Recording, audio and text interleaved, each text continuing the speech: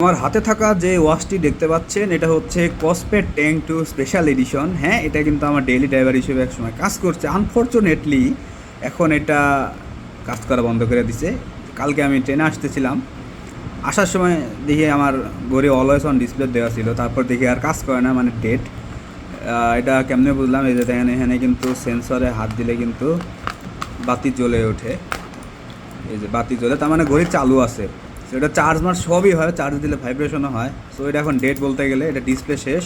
আমি 7,000 টাকা দামের একটা ঘড়ি 2 বছর ইউজ করতে পারলাম না। যাই হোক, আফসোস লাগতেছে জিনিসটা। 2.5 বছরের একটু বেশি সঙ্গ দিছে আমার। সো আজকে এই জিনিসটা কিনে নিয়ে আসলাম। এটার দাম মাত্র 1100 টাকা। সো এখন এগুলো ইউজ করতে হবে, কিচ্ছু করার নাই, যেহেতু আমি ঘড়ি ছাড়া চলতে পারি না। এটার একটা ফুল ভিডিও আজ ইউটিউবে আসবে রাত্রিবেলা, আপনার চ্যানেলে চোখ রাখুন। সো নিজের একটা এক্সপিরিয়েন্স তুলে ধরবো। সো চ্যানেলের সাথেই থাকুন।